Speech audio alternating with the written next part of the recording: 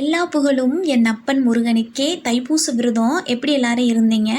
நம்ம வீட்டு தைப்பூச விரதத்துக்கு நான் என்ன பண்ணேன் அப்படிங்கணும். அப்புறம் கோயிலில் முத்துக்குமார சுவாமி கோயில் அங்கே எப்படியெல்லாம் பூஜை பண்ணாங்க அப்படிங்கிறத பற்றி தான் இந்த வீடியோவில் நான் போட்டிருக்கேன். இப்போ திருக்கல்யாணம் திருத்தேரோட்டம் நடந்தது.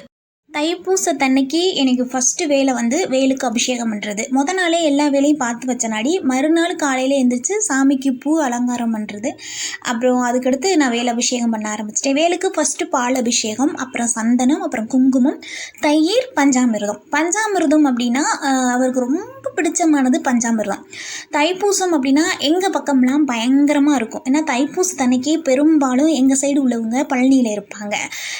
அப்போலேருந்து நான் சின்ன பிள்ளையிலேருந்து ஒரு 20 வருஷத்துக்கு முன்னாடி இருந்தே எனக்கு தெரிஞ்ச வரைக்கும் பாத யாத்திரை வந்துக்கிட்டே தான் இருக்காங்க.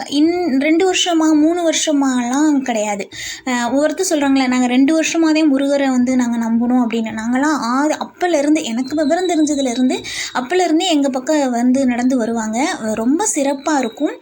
பழனிக்கு பாத யாத்திரையாக நடந்து போகிறவங்க, காவடி எடுக்கிறவங்க, பால் குடம் எடுக்கிறவங்க எல்லாம் அந்த தைப்பூசத்துக்கு கொண்டு போய் செலுத்துறது இன்னும் ரொம்ப விசேஷமாக இருக்கும். இப்போ வந்து நிறைய ரொம்ப முருகர் வந்து முருகருடைய யுகங்கிறனாடி ரொம்ப ஃபேமஸ் ஆகி எங்கள் கோயிலில் அவ்வளோ கூட்டம் இருக்குதுன்னு சொல்கிறாங்க. ஆனால் முன்னாடியெல்லாம் எப்படின்னா தைப்பூசத்துக்கு போய் நல்லா சாமி கும்பிட்டுட்டு இறங்கி வருவாங்க. இப்போதான் போய் ரொம்ப க்யூவில் நின்று வெயிட் பண்ணி சாமி கும்பிட்டோம் அப்படிங்கிற மாதிரியெல்லாம் சொல்லியிருந்தாங்க. தைப்பூசம் அப்படின்னா ஸ்ரீ பார்வதி தேவி அம்மா கிட்ட இருந்து வேல் வாங்கிய தினம்தான் தைப்பூசம். அது மாதிரி அசுரர்களை அழிக்கிறதுக்காக தான் அவர் கையில் அந்த வேல் கிடச்சது அப்படின்னு சொல்லுவாங்க. வேல் வேறு மயில் வேறு கிடையாது, வேலும் மயிலும் ஒன்றே அப்படின்னு சொல்லுவாங்க. முருகருக்கு வந்து அந்த அவர் எப்படி அவரே நம்மளுக்கு வந்து ஒரு பெரிய ஒரு சக்திங்கிற போது அவர் கையில் இருக்கிற அந்த வேல் வந்து எவ்வளோ ஒரு சக்தி வாய்ந்ததாக இருக்கும். நம்ம அதனால தான் வீட்டில் இருக்கும்போது வீட்டில் இருக்கிற வேலை வந்து நம்ம வந்து சும்மா வைக்கக்கூடாது. எப்போதுமே அதை வந்து அலங்காரத்தோடே இருக்கணும். அது அது அது அந்த கூர்மையான பகுதி இருக்கே, இந்த வேலுக்கு மேலே உள்ள அந்த கூர்மையான பகுதி, அதில் வந்து எப்போதுமே மஞ்சள் குங்குமம் இருக்கணும் அப்படின்னு சொல்கிறாங்க. சின்ன வேலாக இருந்தால் அதில் மஞ்சள் குங்குமம் வைக்கலாம். இது கொஞ்சம் பெரிய வேல் மாதிரி இருந்ததுன்னா அதில் நம்ம எலுமிச்சம்பழம் வைக்கலாம். எலுமிச்சம்பழம் வைக்கிற மாதிரி வேலாக இருந்தால் எலுமிச்சம்பழம் வச்சுருங்க. இல்லைன்னா அந்த கூர்மையான பகுதியை எப்போதுமே சும்மா வைக்கக்கூடாது அப்படின்னு சொல்லுவாங்க. அது வந்து ஆயுதம் அப்படியே ஆயிருமா எதுவும் சும்மா வச்சுருந்தோம்னா. அதை நம்ம சந்தனம் குங்குமம் வச்சு அதை அலங்காரம் பண்ணி வச்சுருந்தாதே அது நம்மளை காக்கும் கடவுள். எப்போதுமே நம்மளை அவர் காத்துக்கிட்டு தான் இருப்பார். இன்னும் நம்ம அவளுக்கு வந்து கொஞ்சம் சக்தி கொடுக்கணும், ஊட்டணும். அதுக்காக தான் அப்படி எல்லாம் பண்ணிடுறாங்க. அப்புறம் நான் இன்றைக்கி என்ன பண்ணியிருந்தேன்னா வேலுக்கு வந்து சந்தன அலங்காரம் பண்ணியிருந்தேன். ரொம்ப நாள், அதாவது நான் வேல் வாங்கினதுலேருந்தே எனக்கு ஒரு ஆசை, அதில் சந்தன அலங்காரம் பண்ணலாமா, அதில் பண்ண முடியுமா அப்படிங்கிற மாதிரி எனக்கு ஒரு சின்ன டவுட் இருந்தது. இன்றைக்கி இது அதுவும் தைப்பூசத்தன்னைக்கு அதை நான் பண்ணதில் ரொம்ப சந்தோஷம். நம்ம வைக்கிற வேண்டுதல்களை நிறைவேற்றினாதான் முருகர் வந்து நம்மளுக்கு அருள் புரிஞ்சிருக்காரு. அவர் அருள் புரிஞ்சிருக்காருன்னு அர்த்தம் கிடையாது. நம்ம செய்கிற சின்ன சின்ன வேலைகளை கூட அவர் பார்க்குறாரு, அதில் அவருடைய முகம் நம்மளுக்கு தெரியுது அப்படின்னா அதுவே வந்து அவர் நம்மளுக்கு காட்சி கொடுத்துட்டாருங்கிற மாதிரி தான் அர்த்தம். நம்ம வேண்டுதல் கோரிக்கைகள் வந்து கண்டிப்பாக ஒரு நாள் நிறைவேற்றுவாருங்கிற அந்த நம்பிக்கை நம்மளுக்கு வரணும். நம்மளுக்கு எப்போ அந்த நம்பிக்கை முழுசாக வருதோ அப்போ அவர் கண்டிப்பாக அதை நிறைவேற்றுவார். அதில் நம்ம நம்பிக்கையாகவே இருக்கணும். சந்தன அலங்காரத்தில் வேலை பார்க்க ரொம்ப சூப்பராக இருந்தது, ரொம்ப நல்லா இருந்தது. அதுக்கப்புறம் பேலன்ஸ் அலங்காரம்லாம் பண்ணியிருந்தேன். மெயினாக செயினை போடும்போதெல்லாம் சஷ்டி கேட்பான், அம்மா எனக்கு போட்டு விடுங்கம்மான்னு. வேலுக்கு போட ஆரம்பிச்சுட்டு அதை திருப்பி நான் சஷ்டிக்கு போடவே இல்லை. அவன் கேட்டுக்கிட்டே தான் இருக்கான். எனக்கு என்னமோ வேலிலேருந்து கலட்டுறதுக்கு மனசே வரல. அது கரெக்டாக தப்பானே எனக்கு தெரியல. ஆனால் வேலுக்கு தான் போட்டு விட்டுருக்கேன். அப்புறம் வீட்டில் வெற்றிலை தீபம் போட்டிருந்தேன். எப்போதுமே எனக்கு வெற்றிலையை பார்க்கும்போது வேலுடைய அமைப்பு தான் தெரியும். அதனால் இன்றைக்கி புதுசாக ட்ரை பண்ணலாமே பட்டையெல்லாம் அடித்து அதை அப்படியே வேலாவே உருவாக்கி அதில் விளக்கு வச்சு சாமி கும்பிட்டோம்.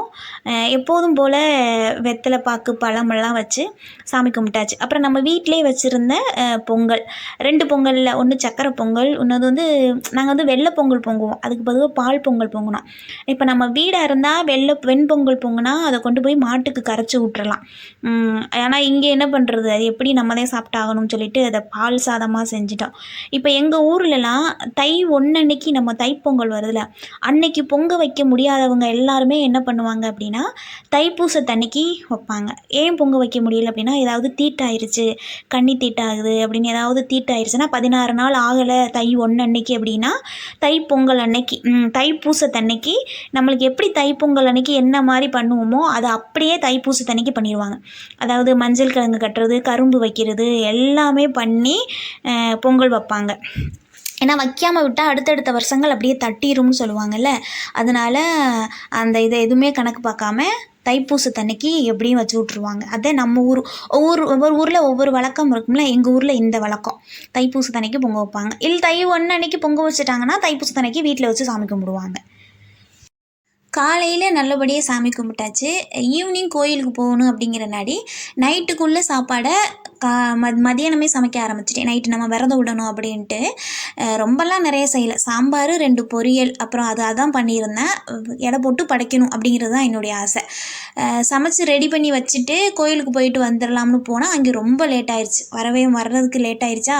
அப்புறம் இலையும் வாங்கியாந்து வைக்கல. இலை வாங்கியாந்து வச்சுருந்தா கூட நான் 10:30க்கு இலையை போட்டு படைச்சிருக்கலாம். நான் வரும்போது கடையே இல்லை. அதனால் தட்டில் வச்சு படைச்சி சாமி கும்பிட்டேன். அது எனக்கு கொஞ்சம் ஒரு சின்ன வருத்தம். ஏதாவது ஒரு வருத்தம் இருக்கணும்ல. அதில் இந்த காலை பூஜை நல்லபடியாக முடிச்சாச்சு.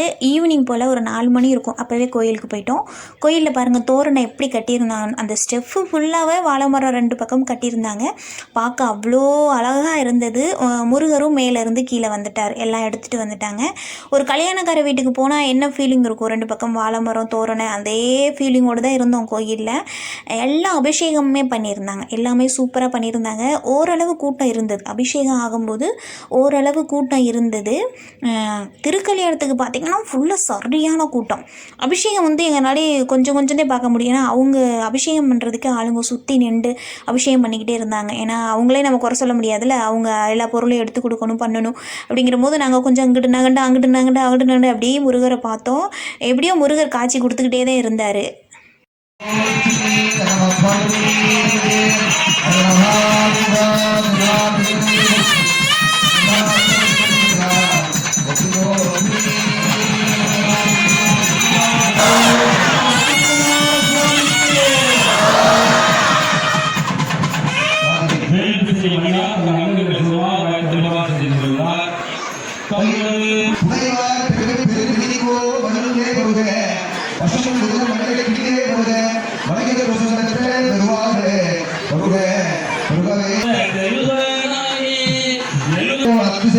தெய்வமாகி தாயாகி தந்தையும் காரணமாகி தாரகையும் நாகி மதியமாகி தாயாகி பணமாகி